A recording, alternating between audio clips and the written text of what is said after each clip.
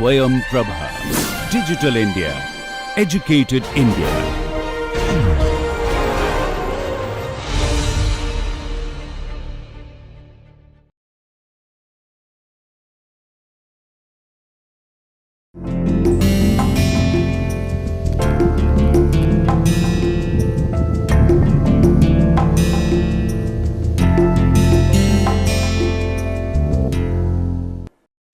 Hello, welcome to Introduction to Composites course. Today is the fourth day of the ongoing week.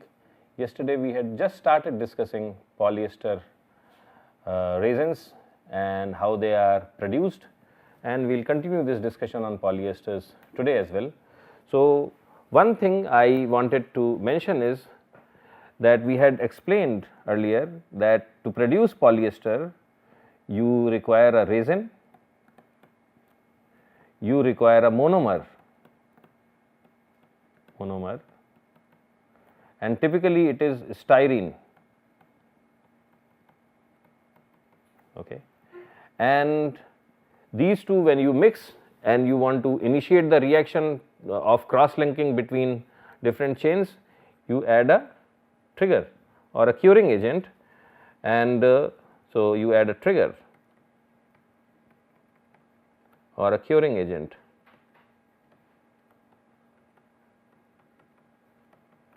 and once this thing is over, then that is when you get your final thermoset solid matrix material. And this is how you get the process. Now, based on what type of resin you pick and what type of monomer. So, here I have said that you can use this monomer as a styrene, but based on which resin you pick and which monomer you pick, you can change the material properties of the final product, which is the thermoset solid. Okay. So, typically you use this resin as diethylene glycol.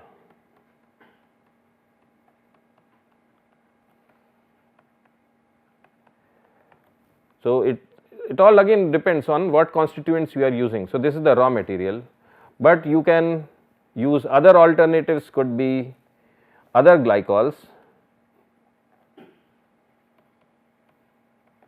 or acids.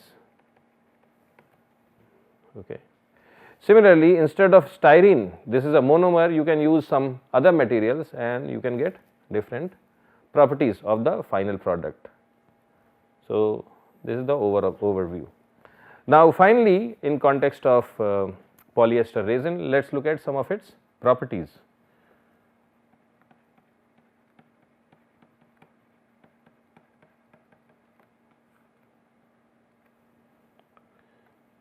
So, properties, and here we have value. Okay. So, the first one is specific gravity, and this value can move anywhere from 1.1 to 1.4. Next value is modulus, tensile modulus, and this is in MPa. This is anywhere between 2000 to 4400.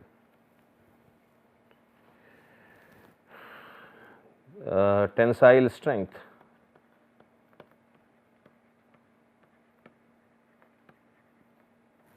this is again MPa. So, the strength is, it can depend 33 to 104. Coefficient of thermal expansion. So, what is coefficient of thermal expansion? Units are into 10 to the power of -6 per degree centigrade. So, this is 55 to 100, and the last one is water absorption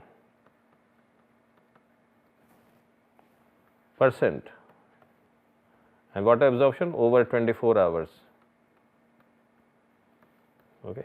So, you put something for 24 hours in water and see how much water it has absorbed. So, it will absorb anywhere between 0.15% to 0.65%. Now, compare these with steel. Steel is the most common engineering material used in the world. What is the density? Density is about 7.8 for steel. Okay. Tensile modulus, it will be 200,000. So, roughly the tensile modulus of this matrix material is 100 times less than that of steel. Let us look at the strength. Strength typically of steel would be maybe anywhere from 300 MPa to, if you really go to great type of steels, super strong steels, it could be 300 to 1000. So, the point is that you should have a perspective. Okay. This is steel, this is where our plastic is, this is where our fiber is. Coefficient of thermal expansion. Coefficient of thermal expansion is about 12, depends on the steel. Okay. And of course, water absorption is 0.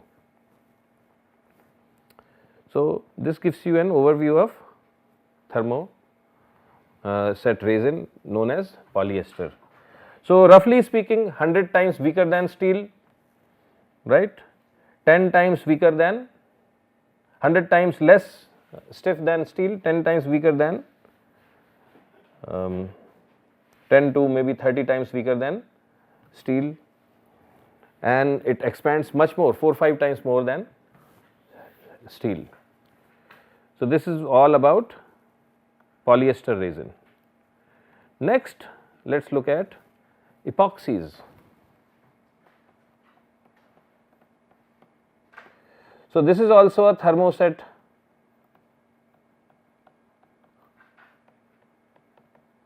resin. This is also a thermoset resin. So, how do you get it in market? So, like polyester, if you want to go to market, what do? You buy some resin, you buy a monomer, you mix them in some proportion and you add some trigger, or in some cases you may get a mixture of both these together, and then you add trigger to it and then it just starts curing. Similarly, if you want to go to if you go to market, you will get it in two parts. Okay. So, either you may get as a single part some fluid, or you may get as a two-part epoxy. So, you get it in fluid form. Okay. And then you have again a trigger. You again have a trigger. This is also called as a hardener or curing agent. Okay, or activator. So, one example of this trigger is diethylene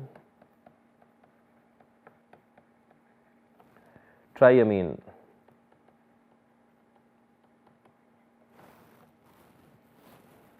Okay. So, you take this main material, mix it with trigger, and you get the curing going. Now, as I said, in some cases these epoxies come as already in a pre-mixed state. Okay. So, you may have pre-mixed or separate. So, this is in pre-mixed, it is one part, and if they are in separate, you have two parts. In premix, you do not have to worry about mixing in the right proportion, it is already mixed. So, all you have to do is you have to just apply heat, you have to save it or store it at low temperatures, so that the reaction does not proceed. In separate, you do not have to worry about solidification. So, you can store them at room temperature, but then you have to mix them in right proportion, and then get the reaction going. Like polyesters, epoxies also, when they cure, they generate heat. So, it is a exothermic reaction. It is a exothermic reaction. The second thing is, like polyesters, they also undergo shrinkage.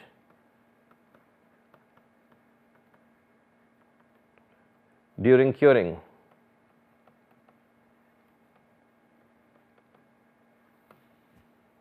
And as in the case of polyesters, I forgot to mention this earlier when we were discussing polyesters, the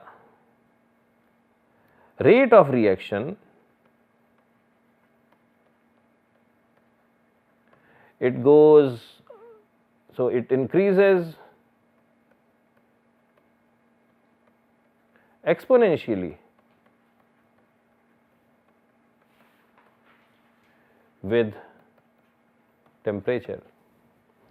So, a lot of times the way what people do is, if they want to generate, they increase the temperature, they make and this curing happens at an elevated temperature, and it also generates its own heat. So, they have to make sure that they maintain the temperature at a certain point, and that is how the thing is cured. Okay. But if you raise the temperature very high, then the curing will be fast, but the quality of the curing may not be great. Okay. So, there are some standard guides as to what kind of temperatures should be maintained to make sure that curing is of a good quality. So, this is about epoxies.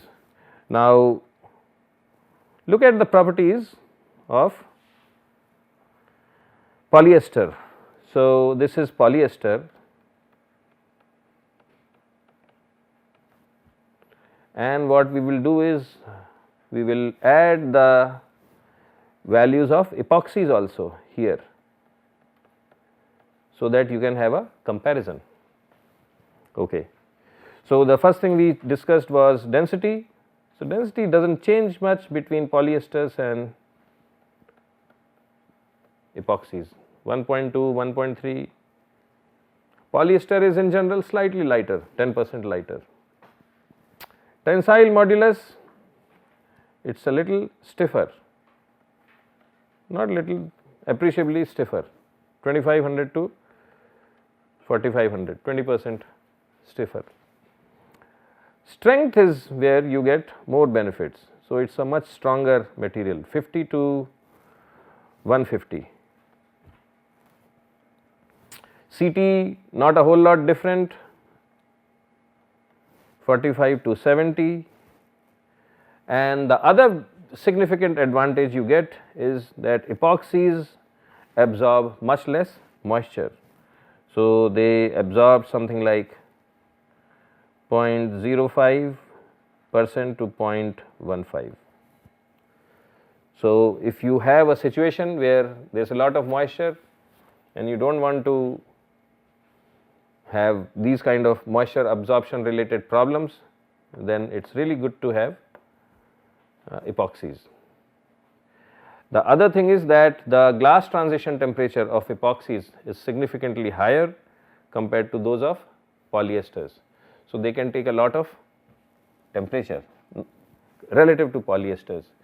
So, in a lot of high end applications where we need strength even at some elevated temperatures, we do not go for polyesters, but rather we opt for epoxies as the matrix material.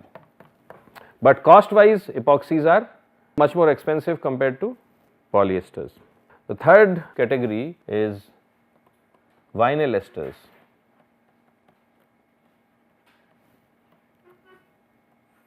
Vinyl esters. Okay. So, some broad comments about it. They are similar to polyesters in terms of their material properties, behavior. Viscosity is low. So, what does that mean? That if I want to impregnate this matrix in a fibrous system, all this matrix has to flow between all the fibers. If its viscosity is very high, it will not flow easily, but because in vinyl esters viscosity is less, so it flows in easily. So actually this should be viscosity, misspelled.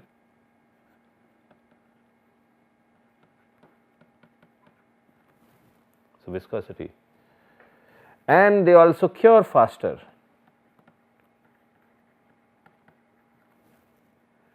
Better mechanical properties,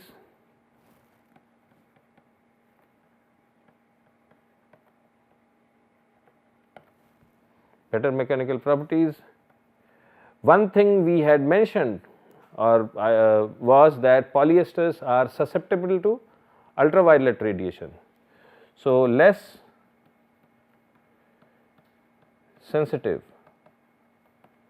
to UV. Better chemical performance,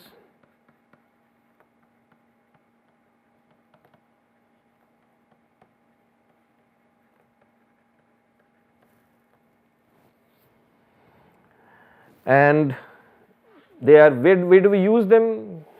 We can use them for chemical vessels, tanks, pipes, etc. Okay. Very quickly, their properties. So the density or specific gravity is anywhere between 1.1 to 1.3. Tensile modulus in MPa, that can actually range from 3003 GPa to 3.7 GPa. The strength,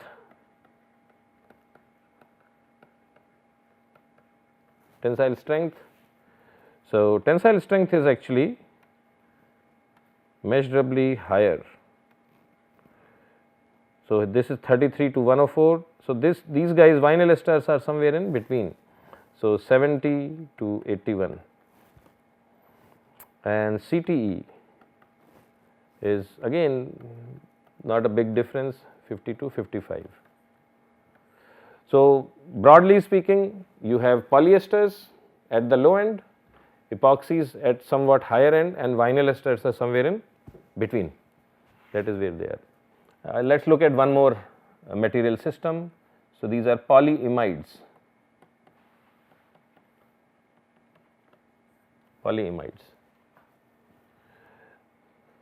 The good thing about them is that you can use them at higher temperatures. So use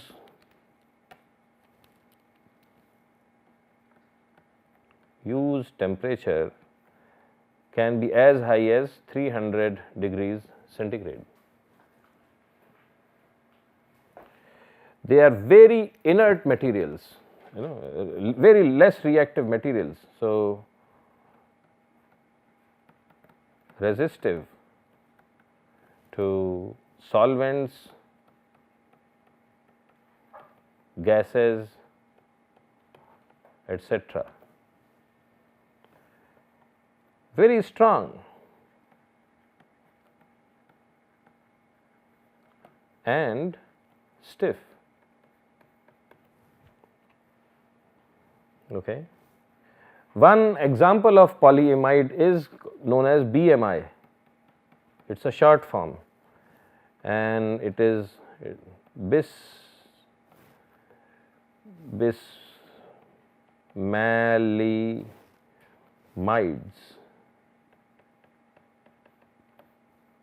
So this is bismalimide. But these guys are also brittle. So we have to think about it. Quickly, some of their properties: specific gravity. So this is a little high, 1.4 to 1.5.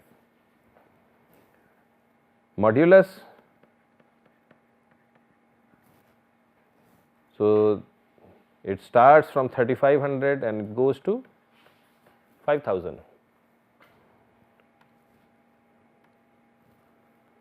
compare it with those of epoxies, right. So, it starts somewhere from the midpoint of epoxy and exceeds that modulus. The strength is 120. So, much higher than those of epoxies and this thing. It absorbs a lot of moisture, CT is high, and water absorption is also high, 0.3%. So, these are some of the important thermoset resins, and because these guys polyamides are resistive to solvents and gases, and they can be used up to as high as 300 degrees centigrade.